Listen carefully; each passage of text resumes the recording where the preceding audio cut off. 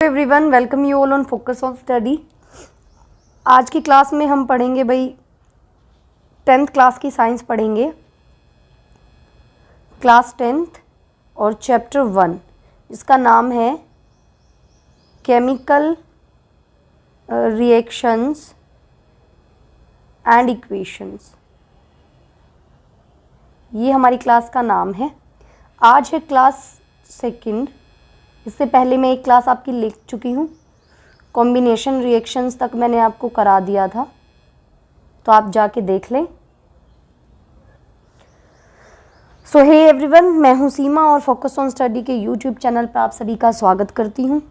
अगर आपको हमसे कनेक्ट होना है तो आप फोकस ऑन स्टडी के इंस्टाग्राम पे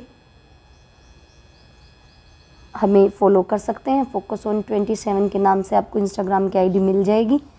chemical reaction and equations chapter का नाम है, सभी एग्ज़ाम के लिए इम्पोर्टेंट है, चाहे वो आपका कॉम्पिटिटिव एग्ज़ाम्स हो, HBSC हो, हरियाणा बोर्ड हो आपका, या CBSE बोर्ड हो, क्योंकि सब में ही NCERT की बुक्स लगी हुई हैं। तो केमिकल रिएक्शन एंड, इसे हिंदी में कहा जाता है रासायनिक अभिक्रिया और समीकरण। ये हिंदी में हमारे चैप्टर का नाम है। तो चलिए शुरू करते हैं हम अपने आज के चैप्टर को। हम पढ़ चुके थे कॉम्बिनेशन रिएक्शन तक, तो आज का अब अपना जो टॉपिक है फर्स्ट वो है डीकम्पोजिशन रिएक्शन। क्या है? Decomposition reaction. डीकम्पोजिशन रिएक्शन को हिंदी में कहा जाता है भाई अपघटन या विघटन अभिक्रियाएं। क्या? अपघटन अभिक्रिया। पहले इसको बिल्कुल सिंपल शब्दों में समझो भाई। जैसे कोई एक चीज़ थी आपकी, कोई एक सिंगल चीज़ थी, मैंने इस पे कोई भी फोर्स लगाया। फोर्स वो किसी भी फॉर्म में हो सकता है आपका, चाहे वो हीट हो सकती है, वो लाइट हो सकती है, ठीक है, वो इलेक्ट्रिसिटी हो सकती है, ये भी एक फोर्स के ही टाइप है। जैसे ही ये सब इस पे अप्लाई किया हमने इस सिंगल कंपाउंड या एलिमेंट पे, तो ये क्या हो जाएगा? ये हो जाएगा डीकम्पोज। क्या हो जाएगा? ये डीकम्पोज, यानी कि अपघटन हो जाएगा, इसका अपघटित हो जाएगा ये, और ये टूट जाएगा दो छोटे छोटों में। 2 में भी टूट सकता है, 3 में भी टूट सकता है, ज़्यादा में भी टूट सकता है। तो इस प्रोसेस को हम कहेंगे डीकम्पोजिशन रिएक्शन। इसकी डेफिनेशन अगर मैं बताऊं तो क्या होगी?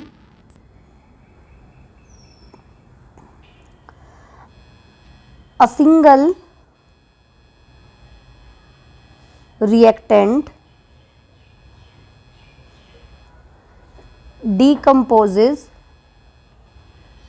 decomposes on the application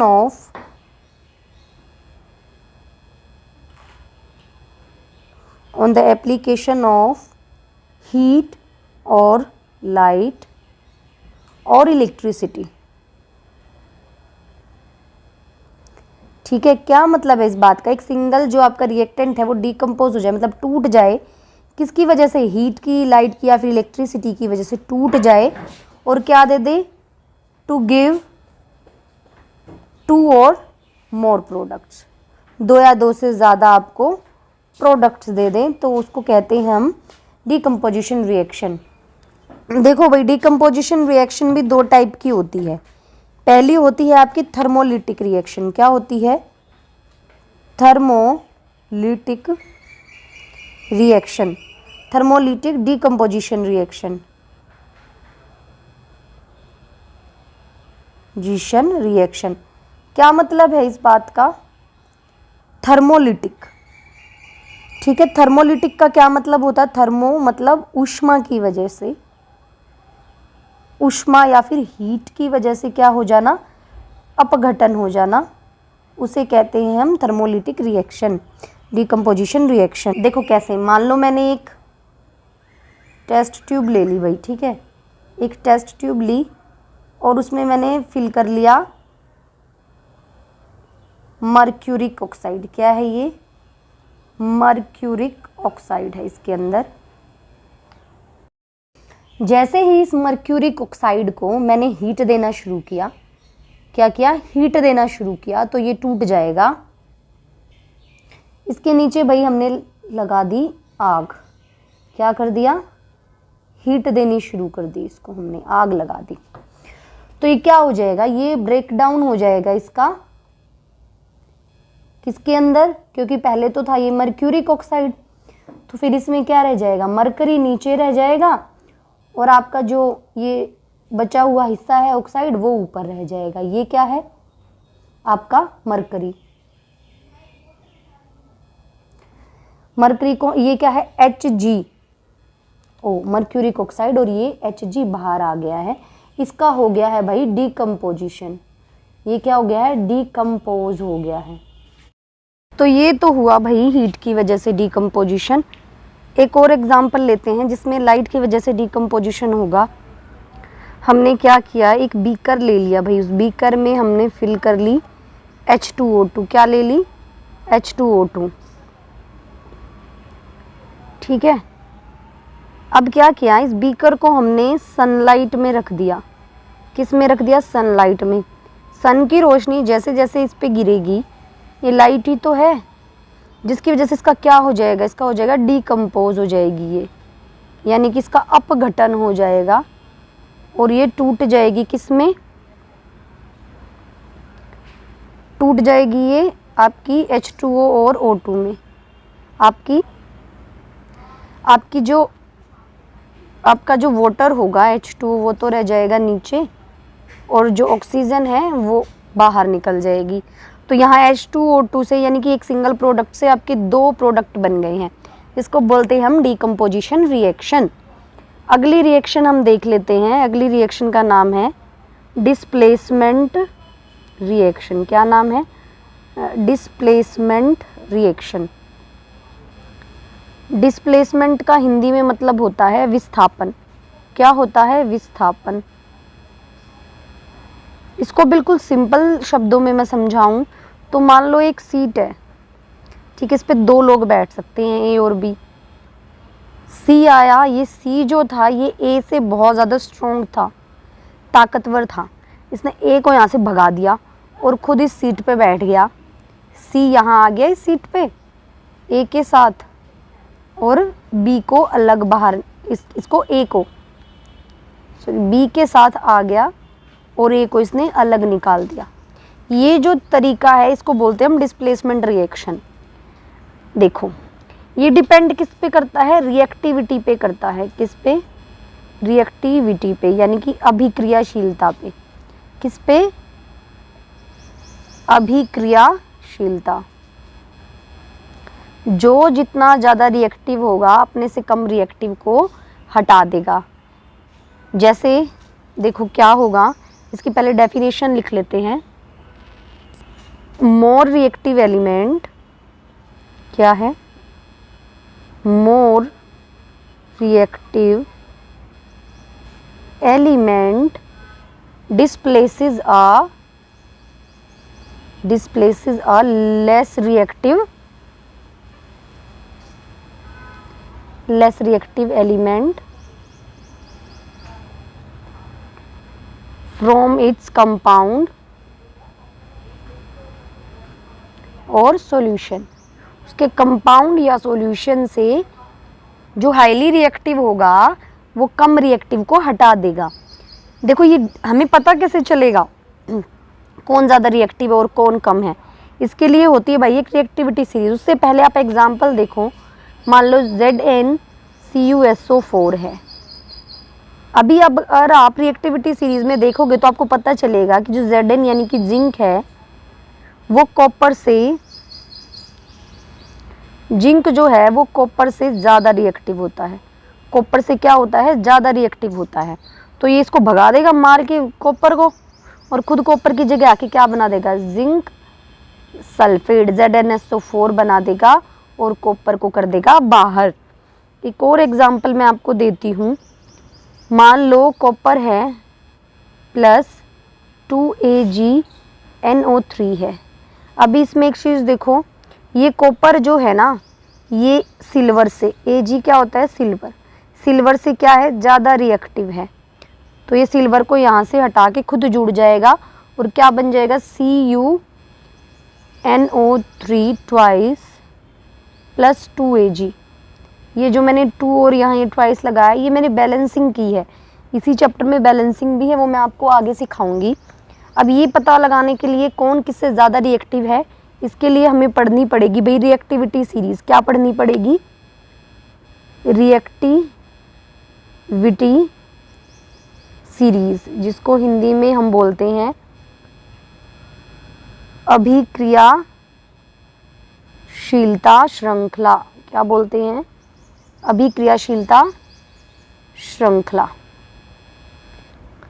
देखो इस सीरीज में होता क्या है, एलिमेंट्स को अरेंज कर दिया जाता है। क्या कर दिया जाता है, एलिमेंट्स को हम कर देते हैं अरेंज, किसके अकॉर्डिंग, सबसे ऊपर आता है टॉप पे आपका हाईली रिएक्टिव। क्या आता है, हाईली रिएक्टिव, और सबसे नीचे कौन आएगा, लेस रिएक्टिव। क्या आएगा, लेस रिएक्टिव। देखो जो हाइड्रोजन होता है वहाँ उससे ऊपर सारे रिएक्टिव होते हैं, हाइड्रोजन से नीचे सारे कम रिएक्टिव होते हैं। ये मैं आपको बताती हूँ कैसे, ये आपको लर्न करनी है एक सीरीज़ पूरी। इस रिएक्टिविटी सीरीज़ में जो सबसे ज़्यादा रिएक्टिव होती है वो होती है पोटेशियम। क्या होती है, पोटेशियम सबसे ऊपर आती है, फिर आती है आपकी सोडियम। क्या आती है, सोडियम, इसके बाद कैल्शियम, कैल्शियम के बाद एल्यूमिनियम, फिर आता है आपका कार्बन, कार्बन के बाद आती है जिंक, जिंक के बाद आती है आयरन, आयरन के बाद टिन, फिर लेड, फिर आती है आपकी हाइड्रोजन। क्या आती है आपकी, हाइड्रोजन। हाइड्रोजन के बाद आती है आपकी कॉपर, और कॉपर के बाद आती है सिल्वर, फिर आती है गोल्ड। अभी देखो ये आपको देख के ही पता लग गया होगा कि सबसे कम रिएक्टिव कौन है, गोल्ड है, और सबसे ज़्यादा रिएक्टिव पोटेशियम और सोडियम है। ये दोनों तो इतनी ज़्यादा रिएक्टिव होती है कि हम इन्वायरमेंट में खुला नहीं छोड़ सकते। इनको रखा जाता है भाई केरोसिन ऑयल में। किस में रखा जाता है, केरोसिन ऑयल में। अगर खुला छोड़ देंगे तो ये आग पकड़ लेगी। पीछे जैसे मैंने आपको एक रिएक्शन में दिखाया था जहाँ जिंक और कॉपर था, रिएक्टिविटी सीरीज़ को देख के आपको पता लग रहा होगा कि कॉपर कम रिएक्टिव है और जिंक ज़्यादा, इसलिए ये इसने इसको डिस्प्लेस कर दिया। अभी आपको याद तो रह नहीं सकती है ऐसे, तो इसके लिए आपके पास एक ट्रिक है, उससे आप इसको लर्न कर सकते हो। देखो क्या है वो, please stop calling me, calling, यहाँ ये मैं कैल्शियम के बाद मैग्नीशियम बताना भूल गई, magnesium. Please stop calling me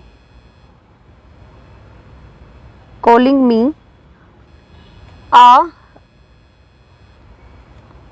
careless zebra, instead try learning how copper saves gold। ठीक है, ये एक ट्रिक है, इससे आप इसको लर्न कर सकते हो। क्या है वो trick, please stop calling me a careless zebra, instead try learning how copper saves gold. देखो इसमें P से क्या बना आपका, पोटेशियम, S से बना सोडियम, C से बना कैल्शियम, M से मैग्नीशियम, A से एल्यूमिनियम, केयरलेस के C से बना कार्बन, Z से बना जिंक, इंस्टेड के I से बना आयरन, ट्राई के T से बना टिन, L से बना लेड, H से बना हाइड्रोजन, कॉपर से तो कॉपर ही, S से सिल्वर और G से गोल्ड। ये बन गई आपकी भाई पूरी की पूरी रिएक्टिविटी सीरीज़। क्या बन गई, पूरी की पूरी रिएक्टिविटी सीरीज़। इसको लर्न करके अगर मान लो आपको कोई एक रिएक्शन दे दी, ठीक है, मान लो आपको दे दिया कि जो Ag है, AgNO3 था, ये मान लेते हैं, मान लो CuNO3 है, इसमें मिला दिया भाई Ag और गिव्स आउट कर दिया AgNO3। आपसे पूछ लिया एग्ज़ाम में क्या ये रिएक्शन ठीक है? तो आपको तुरंत पता लग जाएगा नहीं है। क्यों नहीं है भाई? क्योंकि जो सिल्वर है वो कॉपर से कम रिएक्टिव है, ये तो इसको डिस्प्लेस कर ही नहीं सकता है। इससे हमें पता चल जाता है रिएक्टिविटी सीरीज़ का ये बेनिफिट है, ये यहाँ काम आएगा। तो भैया आज की क्लास में इतना ही। अगर आपको क्लास पसंद आई है तो क्लास को लाइक कर दे, शेयर कर दे, सब्सक्राइब करना ना भूलें और कमेंट करके ज़रूर बताएं आपको क्लास कैसी लगी। आगे की क्लास हम नेक्स्ट क्लास में करेंगे, तब तक पढ़ते रहें। Thank you so much.